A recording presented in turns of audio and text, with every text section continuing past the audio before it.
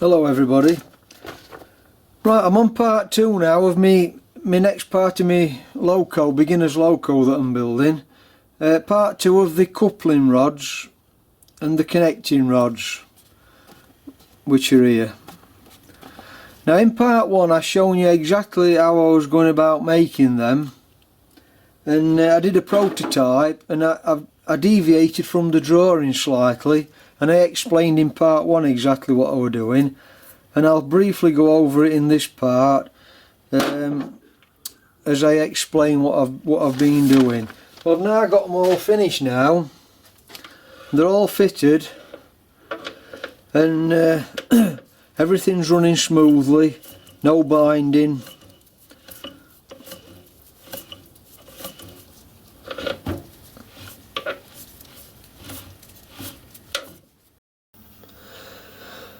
And now I'm machining my connecting rods down to width. Now if you're using 3/8 bar, you don't have to do this, but I'm using a bit bigger diameter bar, like I did on my coupling rods. I've machined those down to 3/8, but the actual bar's 1/2 inch. If you're already using 3/8 bar, you've no need to do this operation. But my coupling rods, so they're my coupling rods, this is my connecting rod. How I'm doing it in my forge or chuck as opposed to my mill. I'm finding it easier to do in my lathe than on my milling machine. My mill has got some limitations to it. So I've just set this connecting rod up, I've turned 2 jaws round, and I'm clocking the face up. And I've just had to put some packers into the jaw to pack this face true. So I've got that face set now, and all I'm going to do now is machine this flat on in 2 stages, that part and this part.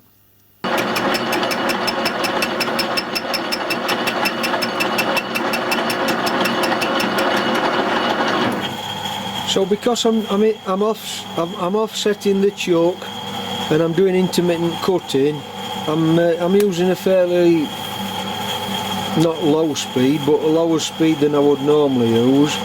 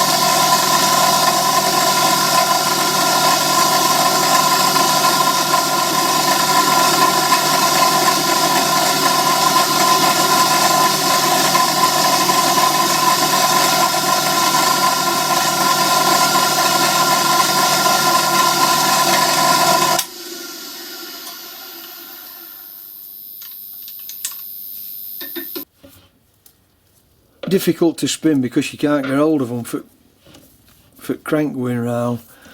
But I've got them all a nice fit now, and I'll just explain briefly what probably what I've already said in part 1 to some extent. So I've got I'm making the meter made, the 6-wheel version of the Sweet Pea. Now if you're making the Sweet Pea, you've only got two sets of wheels to contend with, and it does make it a lot simpler to do the connecting rods. The more wheels you put on, the more accumulative error you can get if you're not bang on with your measurements. But on this Sweet Pea, you've got room for adjustment with these brasses, and I'll explain what I've been doing. I'll just take that off a minute. So if I can just give one bit of advice to anybody that's starting out, I mean all you professionals out there are going to know all this, but when you make the centrepiece of your coupling rods, if I can give one bit of advice, is I would say make them a few thousandths of an inch longer than they need to be. Then when you come to fit them, if you go through how it tells you to do it in the book, and I'm not going to explain it because you know you need to read it really. When you come to fit the wheels, fit the coupling rods to the wheels, the cranks, if you get any binding, if it tightens up in centre, then instead of putting shims in, you've just got to take a few thousandths off at a time till you get that exact measurement so that your wheels run round freely with no binding. So that's one little tip.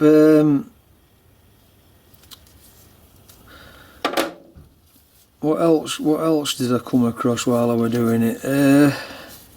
I don't think there's anything else. The only deviations I've done from the drawing is I shown you this prototype I did. I've narrowed them down a little, and this is my personal preference really. I just think they look a bit bulky when I see Sweet Peas, and you know, other people might think they're okay, that's fair enough. It's just my personal preference. I've narrowed them down probably about 1/8 on this dimension here, and I've also not put this end steel cap on. I've just left them as solid bronze because I don't think it's needed that.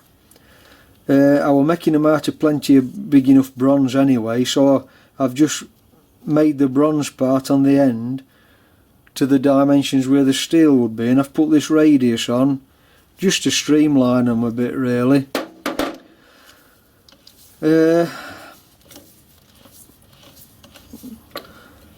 this trailing clevis here is I didn't have a drawing to work to for that. I've just worked from the general arrangement drawing, and basically it's just a clevis.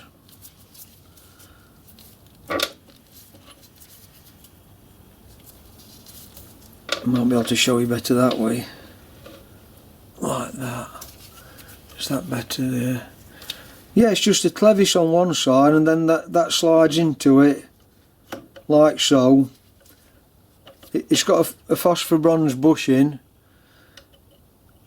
and obviously I've put this pin in now just to get me going, but I've got to make a proper pin with a thin nut on the back.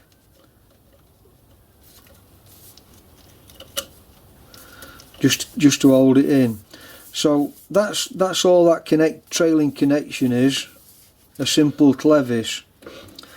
And then the other thing I've got to do is where I've put the oil holes in on each top of each one, where the screw goes through the top screw to clamp it all together, you just have to reduce in the centre the screw down, take the thread off where it comes into the centre of this, just to allow the oil to run freely through to the journal. I've just got that to do, I ain't done that yet. What else? I think other than that, I mean basically if you've got all your measurements right, and I must stress that it's critical that everything's parallel. Your horn openings, your axle boxes, they need to be, you know, as near as you can to the thousandth, because any error, it accumulates as you start to put your connecting rods on. And you don't, you know, obviously if you've got any twisting and they're not parallel, that's going to affect, you may have quartered all your wheels correctly, but they're going to be slightly out of line if you're not parallel. So that's just a few things to watch for. And because I've only got steel running on cast iron in my axle boxes, steel shaft on cast iron, they're not ball racers or anything, so you know, I think I've got a pretty good free running.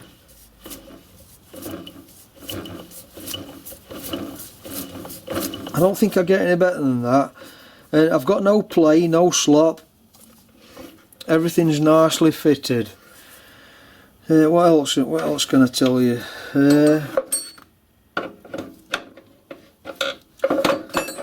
And then the connecting rod, that just fits on centre crank pin, and that's going to go up to the, you know, the cylinder arrangement up here. I've got to put a bronze bush in that yet, but I'm leaving that until I start making all this, because my next thing I'm moving on to the way shaft and the slider block. I'll show you them in a minute. But just one other point, on your brasses you must make sure you put a radius on the inside so that it don't bind in the corners of your crank pins. And on the connecting rod you just need one side doing that fits up to that shoulder, because the other side where this other shoulder is, that's just going to have the return crank fitted, so that's not needed on that side. Right, so that's everything complete now on that, except for me doing that pin there and reducing that thread in the middle of that oil hole. Then the next thing I'm going to move on to, and I'm doing it more or less in chronological order as the book tells you to do everything. So that's the return crank. Then there's this vibrating lever, it's called. That's that one. And that connects to the slider block, slides there, which in turn connects to the way shaft and its associated components. And yeah, that's what I'm going to do next. So I'm going to search my workshop now for materials. Now with this sweet pea, you know, if you don't stick to drawing, I don't think it matters too much, because you don't see two sweet peas or meter maize that's the same. And I think if you deviate slightly and utilise, you know, if you've got things in your workshop that you can utilise that's similar, just like I've done with these centerpieces of these connecting rods. Anyway, I hope you found that interesting, and like I said, I'm doing this from a beginner's perspective, and it's to help any beginners really. I know you professionals out there are going to know all this, but I'm just doing it, I'm learning as I'm going along, and I'm just trying to pass any tips on that for anybody that might be just setting out and doing one, or maybe to encourage somebody to do one. Anyway, thanks for watching, and I'll catch you on my next video. Bye for now then.